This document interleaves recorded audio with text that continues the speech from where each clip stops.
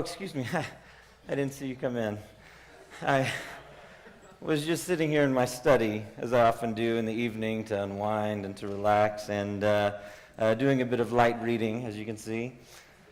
Oftentimes when I sit in my study, I enjoy contemplating my life and how fabulous it is. Did you know that I'm very, very wealthy? It's true. I'm very, very rich. If you don't mind, could I share just a few of the riches that I have with you? Can I share these with you, please? Yeah? For example, it might surprise you to know that I, rather than sleeping on the ground, I have I don't know what you call it. It has walls and a ceiling, a roof, if you will, to keep the rain out. And I get to live in this place where the rain doesn't fall on my head every day. It's quite amazing. I think it's called a house, you might call it. Also, some other items that I have that are quite extraordinary. You notice these right here? These are, if you don't have a pair of these, I recommend you invest in one, because these let me walk across the ground without rocks and things poking into my feet. It's quite enjoyable. So I highly recommend you get yourself a pair. As a matter of fact, I am so wealthy, I have more than one. Yes. Also, you remember the house that I was telling you about? I live in this house, and inside this house, I have quite an extraordinary device that allows me to control the temperature of the air that's around my body. At will, I can do that. I can turn in a little knob, and the air gets cooler in the summer, and it gets warmer in the winter, so that I can live in this house and be quite comfortable all year round. It's quite amazing. If you don't have one, again, I recommend you try it at least once. Go to a friend's house who has it and see what you think. Also in my home, I have a device that allows me, it's like a large box type device that sits in my kitchen.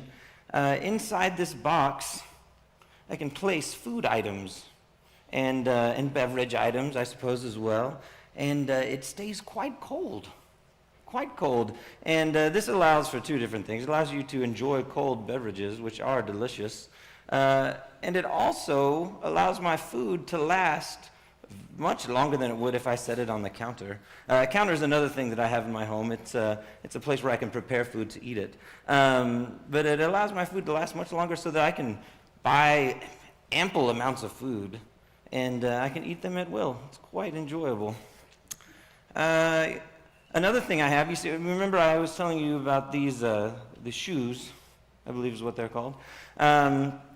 Another thing that I have, even though I have these shoes that allow me to walk along the ground without hurting my feet and getting the rocks and the nasty things like that, I also have a vehicle that allows me to not even use my feet at all. It's quite amazing.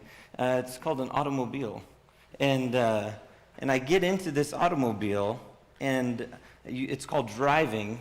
You can drive this automobile at exceptional speeds, upwards of 50 miles per hour.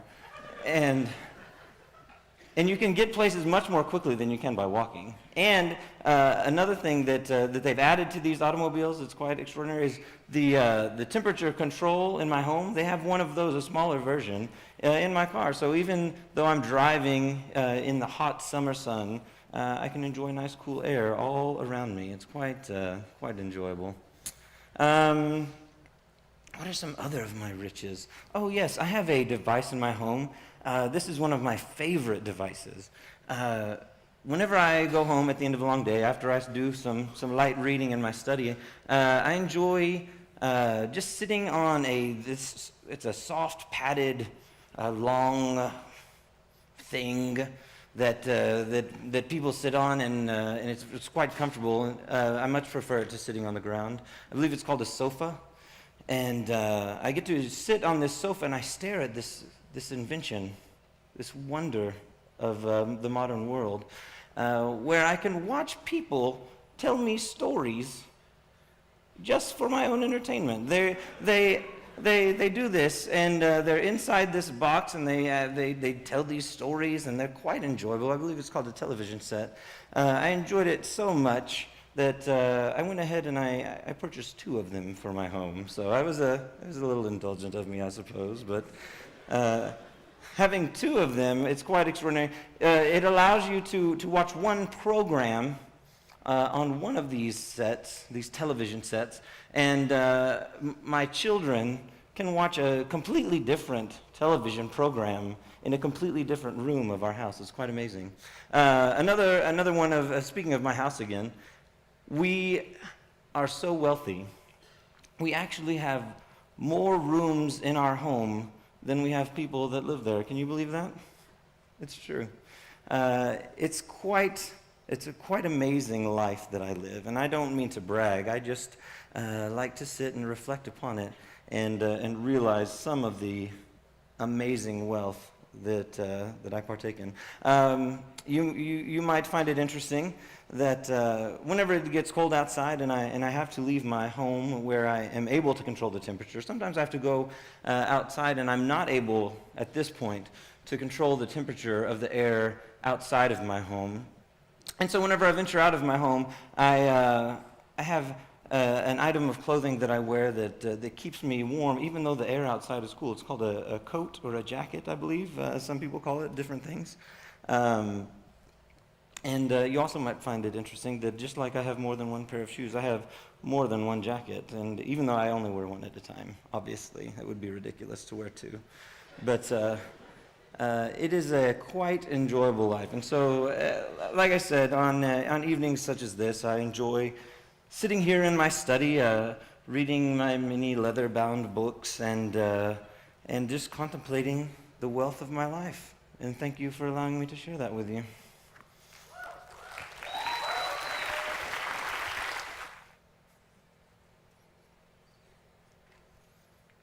Oh, hello, I didn't see you come in. I was just looking at my globe. It's quite interesting to look at maps. I look at these maps and I'm reminded of stories of travel and whatnot. Perhaps you have heard the story of the Exodus, have you? Have you heard this story? Is there anyone there? Yes, I'm reminded of the story of the Exodus, and I'm reminded of how God delivered his people. If you haven't heard the story, it begins all the way back in Genesis is where I will begin, where God made a promise to Abraham to bless his people and to multiply them. And as his people continued to grow, and Abraham had sons, and one of these sons led his people into Egypt, where they lived a prosperous life for many years. And eventually things turned bad for God's people. They were enslaved in Egypt, and they lived there for many years, crying out to God, asking for deliverance. And finally, God heard the cries of his people, and he delivered them into a freedom, into a promised land. And I'm sure we've heard that story. But I'd like to tell you another story that goes along with that one. There's a book called the Midrash Rabbah, in which it's a book used by Jewish rabbis to help illustrate the significance of certain tales that we hear in the Bible. And there's one particular tale that is quite entertaining to me about 2 men named Reuben and Simon. And we find these 2 characters popping up all over in this Midrash Rabbah. Often they are portrayed as bumbling idiots, if you will. They are portrayed as the example of what not to do. And such is the case in this particular story. You see, in the Midrash Rabbah, it tells a story of these 2 men who are on this journey of freedom. They've been delivered from Egypt, and they are walking with the people of God to deliverance. And as we all know, along that journey, they come to the Red Sea. And there they are with the Red Sea before them. they turn around and Egypt's army is coming and attacking them from behind. And many people began to be scared, and they began to cry out to God. And God did an amazing thing, and he parted the waters, and he allowed his people to walk through on dry ground. Now, Reuben and Simon are, as I said, idiots. And so as they begin walking through this amazing thing, all that they notice is that as they walk through, there's mud. And the mud is creeping up into their sandals, and it's getting in between their toes. And they grumble to each other, and they say, "Why has God done this to us? Why has God led us from the brick where we were making, or from the mud where we were making bricks in Egypt, to this place of mud again? There is no difference between this place and where we were." And the whole time as they walked through the Red Sea, all they did was focus on this mud that was all over their feet and on their clothes. And they never opened their eyes to see the waters parted beside them. And thus, they missed the miracle of God's deliverance that he was doing as they were walking through there. I find that to be a very interesting story. Hello, Encounter! How are y'all doing tonight? Are y'all having a good week so far? Good, I am too. How many of y'all feel lucky to be here at Encounter? Do y'all feel lucky? I'll be honest with you, Encounter might be one of my 2 favorite weeks of the year that I look forward to every year. I look forward to this, and I also look forward to Champion. Any of y'all go to Champion when you were younger? All right. Those might be my 2 favorite weeks of the year, and so I hope that you guys realize how lucky you are to be here, okay? Because it really is a blessing to be able to come to a camp like this, to have an experience where for 7 days, you're here on this campus, surrounded by people who love you so much that they've taken vacation to come here and to teach class for you.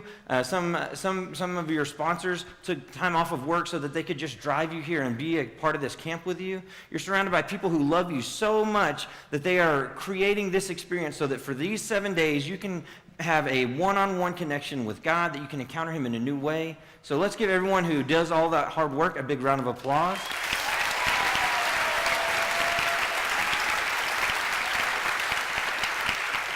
And just the fact that you're here lets me know that you're blessed. Because if we're being honest, Encounter is not the cheapest thing in the world. Is that right? Can I get an amen? All right. It's worth every penny, though, right? Oh, yeah, for sure.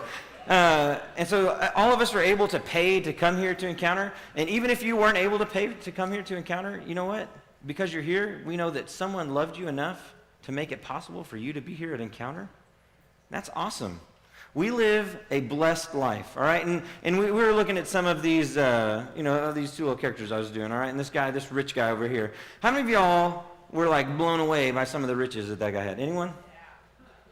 No, you weren't, liar. You all have all that stuff, right? We live a blessed life where we have a home that keeps us dry from the rain. We have refrigerators so we don't have to worry about food going bad. You know what else we have? We have clean running water anytime we need it. We get to just go to the sink and drink water without having to carry a giant bucket and worrying about parasites or worrying about dying because the water's unclean. We live in an amazing world, and sometimes we miss all those things because we're focused on these little pieces of mud between our toes. All right? It's kind of comical. We actually have some... how many of you seen some of these first world problem memes? Have y'all seen some of these? All right. I'm going to show you a few. These first few that I'm going to show you are some of the first world problems that I had to encounter whenever I was your age. Okay? So these are old first world problems. We fixed all these by now. Back whenever I wanted to go somewhere, I didn't have a phone that could actually talk to me and tell me when to turn. I had to go onto the internet to this site, MapQuest, and had to print out directions, and then I actually had to pay attention while I was driving to how far I'd gone and when the turns were coming up, and I can promise you, I didn't pay good enough attention several times. And so this is how we used to have to do it. Now you just get on your smartphone, you're like, doo, doo, doo, doo, boop, boop, beep, boop. Do y'all's phones make those noises? That's what mine does.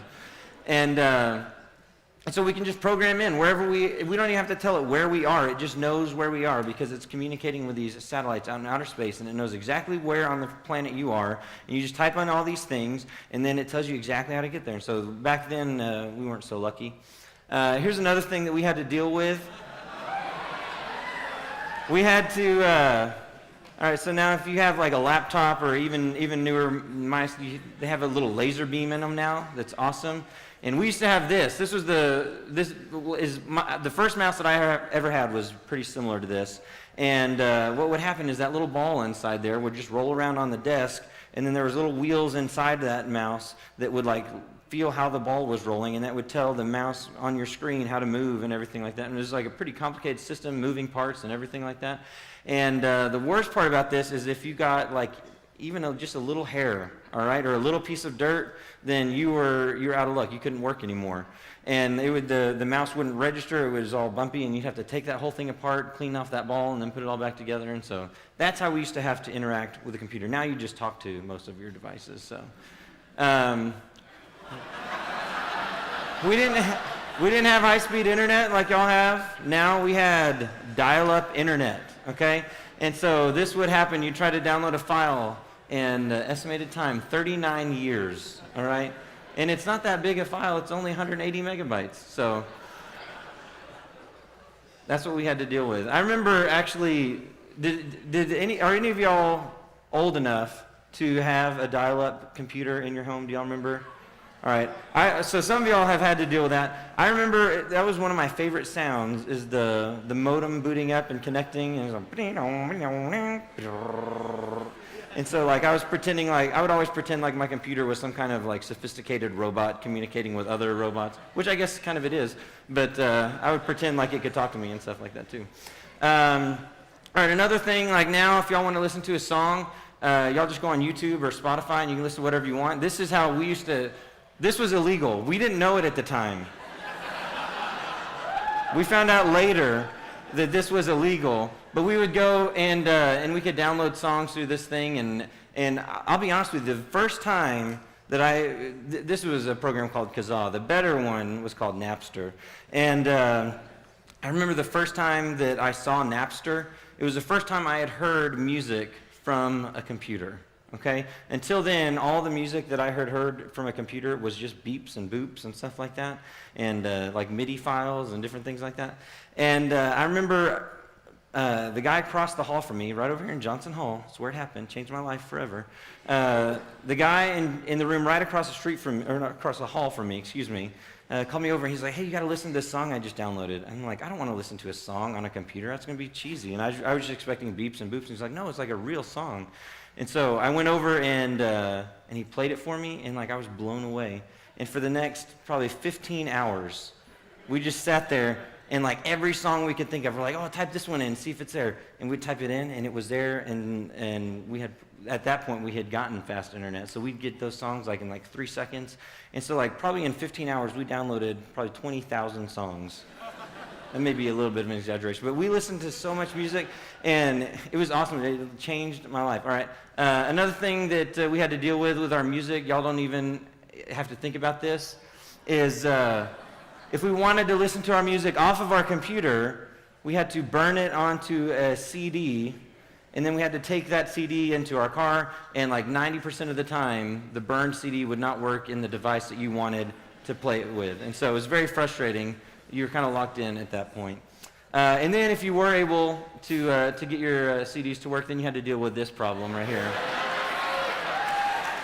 And so we had giant books full of CDs for us to go through, and it was, I mean, like it was such a hassle to go through these. Actually, I had one of these books. I keep looking at this screen; it distracts me.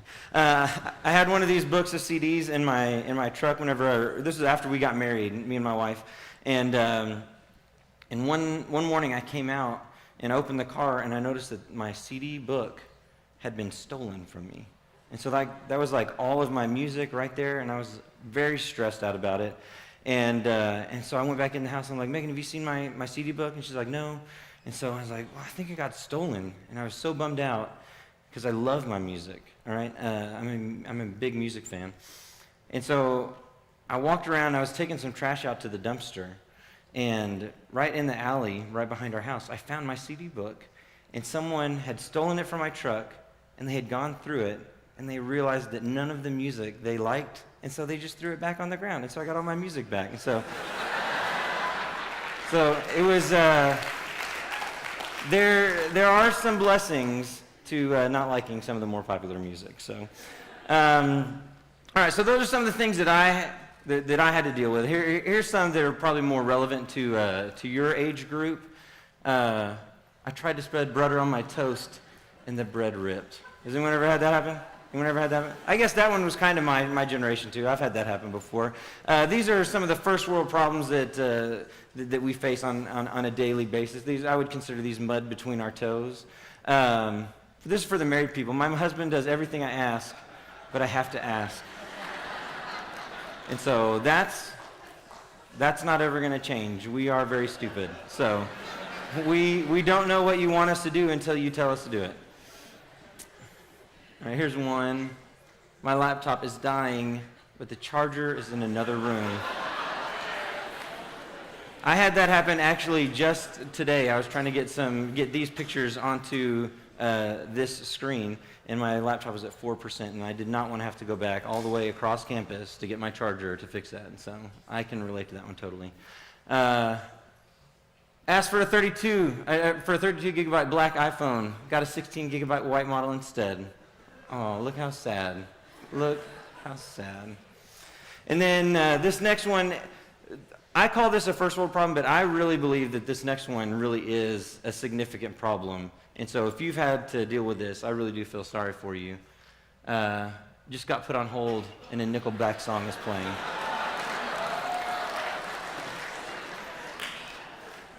Now, we look at those. Oh, wait, there's one more. There's one more I almost forgot. This one would be a tragedy if this one happened to y'all. This is one we used to have to deal with that really y'all don't have to worry about anymore.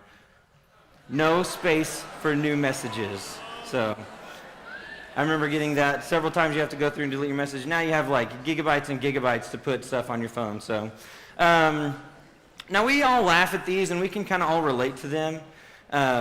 But the reality is, like we look at those things, and some of those things, we just laugh about, but we act like, when those things happen to us, we act like it's the end of the world sometimes, right? We focus so much on these small, little, tiny, negative things that we forget about how amazing this world is that we live in.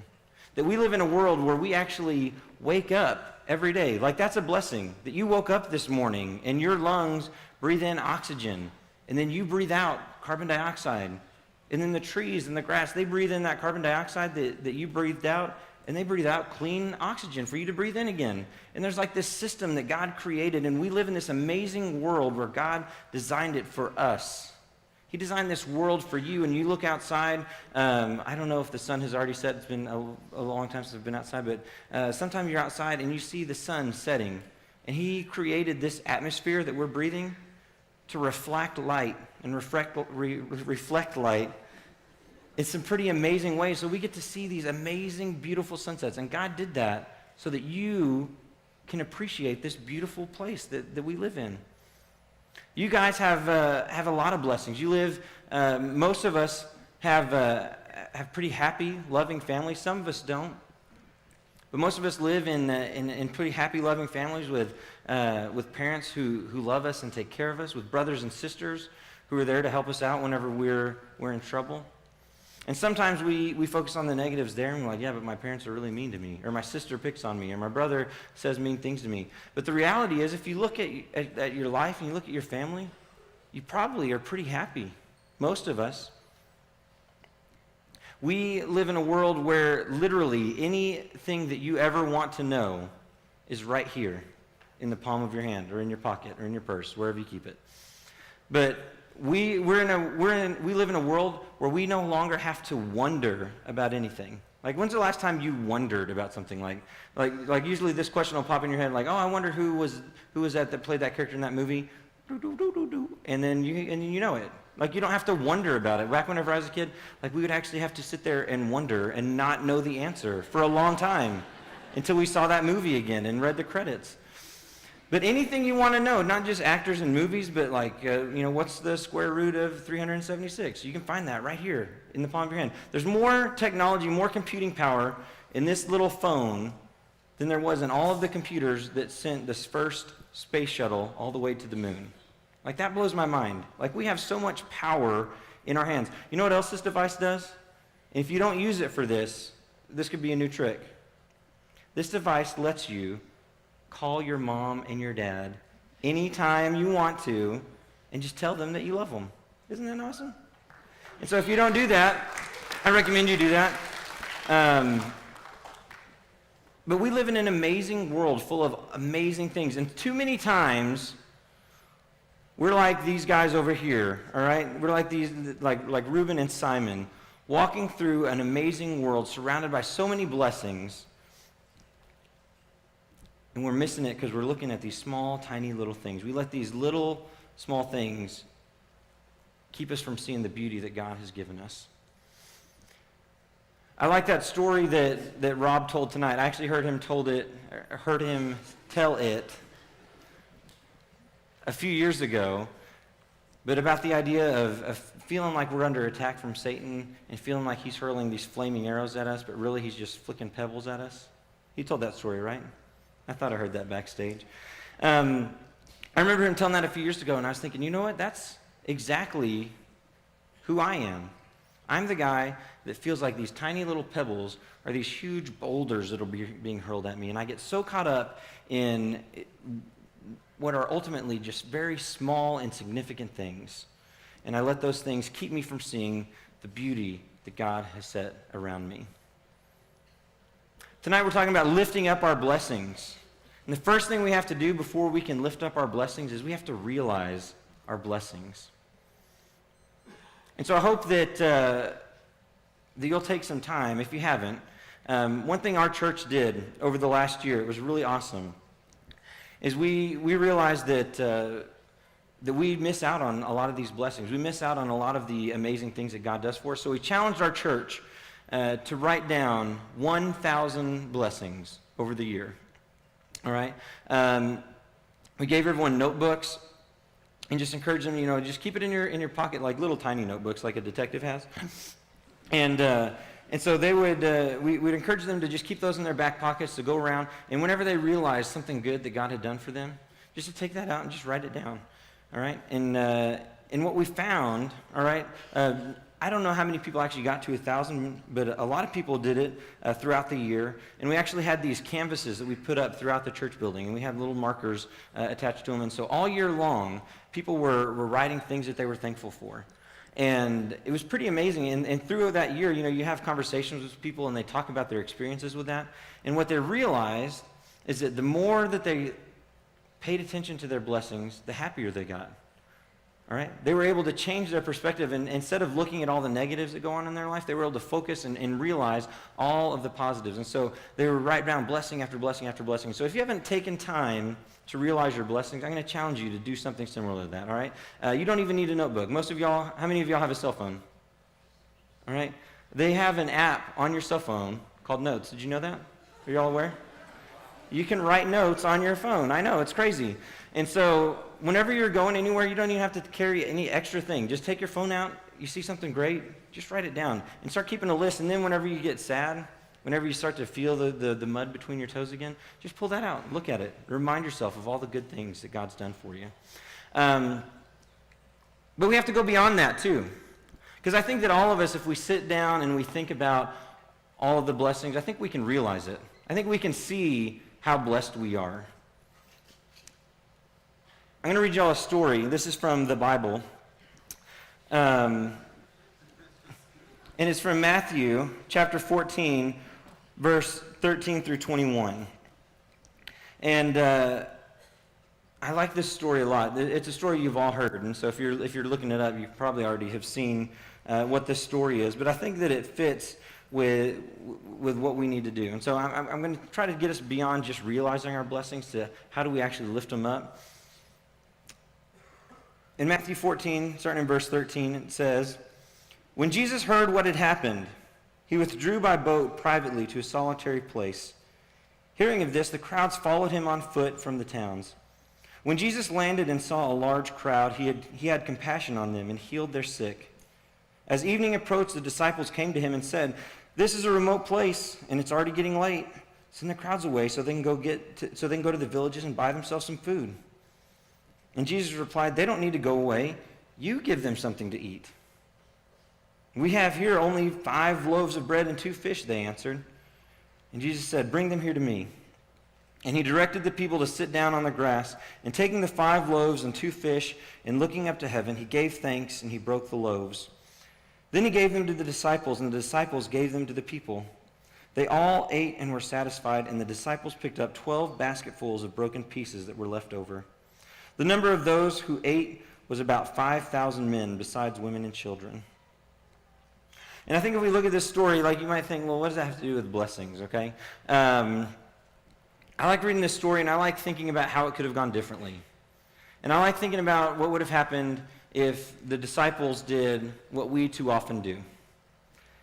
When Jesus took the loaves, all right, they realized they had some food there. And Jesus gave thanks to it, gave thanks for it. And then he gave the fish and the loaves to his disciples. And I think, how stupid would that story look?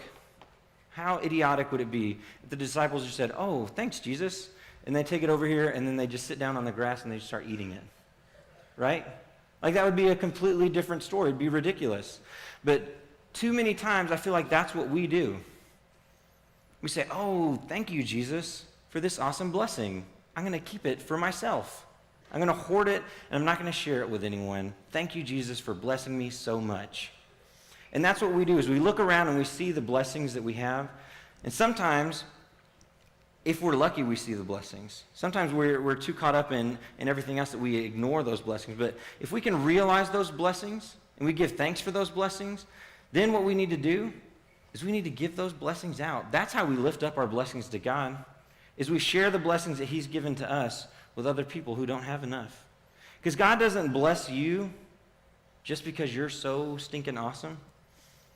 He blesses you so that you can bless other people. And through that blessing, just like this story, when the disciples took what Jesus had gave them and they gave it to other people, and those people gave it to other people and they passed it around, 5,000 people were fed with enough left over to fill up 12 baskets. And when we share our blessings multiply. And I think sometimes we're afraid to share our blessings. Because if I share my blessing, and here's this thing that God's given me, if I give it to you, then I don't have it anymore. And we're afraid that we're never going to get another thing. It's like we forget that God is this God who continues to pour out blessing after blessing after blessing for us to bless other people with. And so it's important for us to realize our blessings, to be thankful for those blessings, and to share those blessings with other people. And we're blessed in a lot of different ways. You know, I think a lot of times we focus on our material blessings, especially here in the United States. It's very easy to focus on that. I think all of us can look and see that we have a closet full of clothes, that we have an excess number of clothes that we're able to give to people who don't have as nice of clothes as we do, or don't have as much clothing as we do. We're able to give away pairs of shoes that we might not ever have worn before. We're able to give away jackets because we only wear one at a time, but we have 17 of them at the house, and there's probably someone else who's freezing to death who would like one of those jackets. And so it's easy for us to focus on the ways that God has blessed us materially and say, well, I can do that. And that's good. And there's other ways that God blesses us too. God blesses us with skills and talents. God blesses us with different abilities, and we're able to share those with each other. We're able to pass those blessings on to other people. And some of us in here, how many of y'all are under 20 years old? Okay, you're considered young then. And what you can do is you can use your body to physically work for some people who are older and can't really use their body to do physical labor as much. I don't know if some of y'all have older people in your neighborhood You can go out and you can mow a yard for someone. You can shovel a driveway for someone when it snows. I don't know if it snows that much in Lubbock, but I know it does. I've seen it happen myself. You can go out and you can share those blessings, share your strength with other people. You can share the love that God has put in your heart with other people. You can share a listening ear with someone.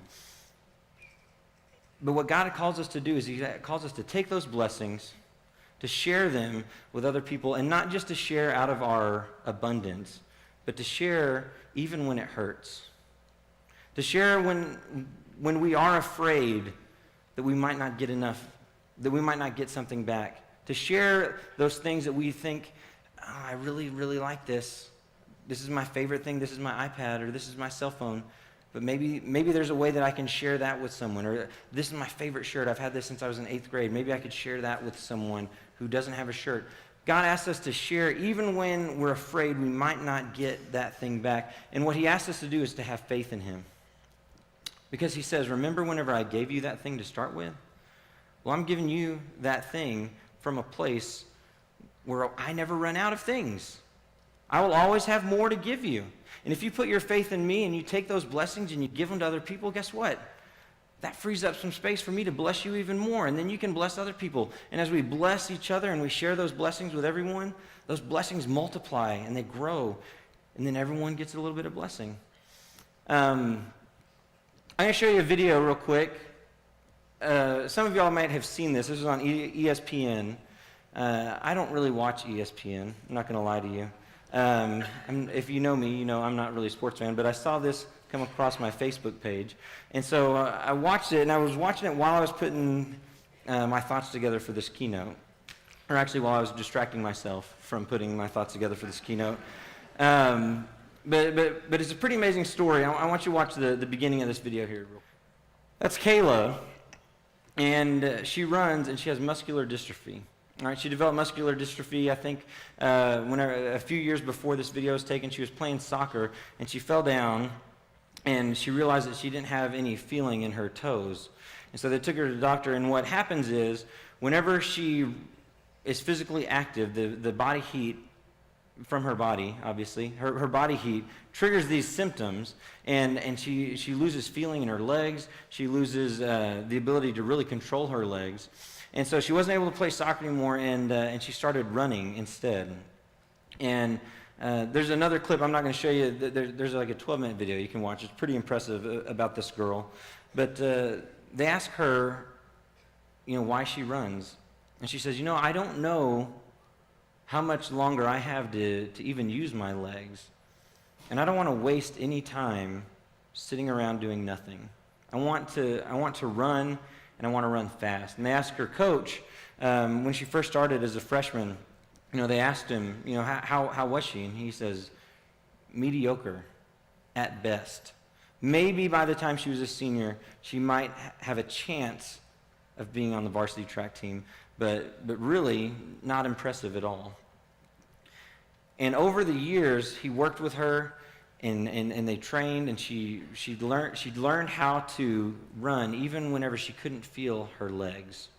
And I think it's a pretty impressive story about dedication and about the willingness to give even when it hurts. And I think about that, and I think about my own, spiritual race that I run here on earth, and I think about, am I giving my all in everything? Am I lifting up my blessings? Am I sharing those things that God has given with me? Am I doing that to the point that it hurts? I think all of us have to ask ourselves that same question. I'll be honest with you, no, I'm not. I'm spoiled, all right? I'll tell you a story that I'm kind of ashamed of, okay? Can I tell you an embarrassing story? On my 21st birthday, my parents threw me, several people threw me. My wife and my parents were there. It wasn't a surprise birthday party, but they threw a birthday party for me, and I was there, and I was hanging out, and all my friends were there, and we were eating cake and eating food and just having a good time. And then towards the end of the party, my dad says, "Jay, you come out here. I have something I want to show you." And he takes me outside, and there's a brand new Toyota Tacoma pickup truck, 4-wheel drive, Toyota racing development. It was exactly the truck I've always wanted. It was like amazing. And I found out later they had called at this point we weren't even married yet. Or were we? I can't remember. They had called my girlfriend or fiance or wife, whatever we were at the time. And they had asked her, they said, find out the exact car that J.E. wants. Find out the exact car, and we're going to get that for him for his 21st birthday. And so I remember her asking me in the car, she's like, if you could have any car you wanted, what would it be? And I told her, Toyota Tacoma, 4-wheel drive, Toyota racing development. And so I walk out there, and there it was sitting there, and like it was just amazing. And I remember like I was crying, and I was so happy about it. And then my dad said, he said, now this one's not actually yours, this one's just a loaner. We had to special order yours because we wanted it to be black, and the one that was sitting there was silver. And so he said, we know you wanted a black one, so we ordered yours in black. And so that one still isn't in, but they let us have this one as a loaner just so we could have it for you on your birthday and you can drive it around. And these are the words that came out of my mouth. And I wish, like more than anything, that I could put them back in my mouth. And I said, as long as it has a 4-wheel drive on it, I don't care about anything else. And my dad said, oh, the one we ordered you does not have 4-wheel drive. And I remember thinking, well, that truck sucks. And I remember like all the joy that I had had from seeing this pickup truck was like sucked away in a moment. And I was like, oh my goodness, that's the most important thing in the world. How can I even drive this truck if it doesn't have 4-wheel drive? And I remember like I was trying to figure out a way to make it have 4-wheel drive. And I called my sister. I'm like, Heather, can you talk to mom and dad and see if there's anything we can do? Because I really want that 4-wheel drive. And like I look back on that 21-year-old idiot, and I think, man, that guy had missed the point. And he was so focused on this mud between his toes of not having 4-wheel drive in Lubbock, Texas, like you really need it all that often anyways, that he missed this amazing gift that his parents had given him. And we do that with God all the time. And so I don't want to be that kind of person anymore. I don't want to be the kind of person that thinks these little things are what's most important. I want to be the kind of person that has my eyes open to the blessings that God is pouring out on me every single day. And I want to be the kind of person that gives until it hurts. And so I'm going to show you one last clip of Kayla, and then we're almost finished. I don't want to be the kind of person that quits. I don't want to be the kind of person that looks at obstacles, that looks at adversity and gives up. I don't want to be the kind of person that looks at the blessings that God's given me and focuses on the mud between my toes. I want to be the kind of person that gives until they can't give anymore. I want for the end of my race to look like that. I want to be running through the gates of heaven with Jesus standing there with his arms open, ready to catch me, knowing that I've done everything I can to bring glory to his name. And we do that by showing thanks for the blessings that he's given us, by realizing the blessings that he's given us, and by letting those blessings pour out to other people. And I hope that's the race that you want to live too. A race that is full of joy, that is full of excitement, that is full of love for other people, that when people look at you and they see that you're driven. They see that you're not just sitting there waiting for something to happen to you, but that you are running to an end goal, that you are giving of everything that God has put inside you until you can't give anymore, ready to collapse into the arms of Jesus. That's my prayer for you guys. That's my prayer for myself. If you will, let's pray real quick, and Thomas is going to come back out here. God, I thank you so much for everything that you've done. And those words, God, sound so empty because there's so much in that word, everything. God, but I'm thankful for breath. I'm thankful for my family. I'm thankful for my 2 sons and my daughter, for my wife. I'm thankful for all of the people here in this room, God, that have come and have dedicated this week to you. God, I pray that all of us will have our eyes open to the blessings that you pour out on us every day, and that we'll be willing to share those blessings with this world, God, and that I pray that, that glory will be brought to your name because of our willingness to do that. It's in your Son's name we pray all these things. Amen.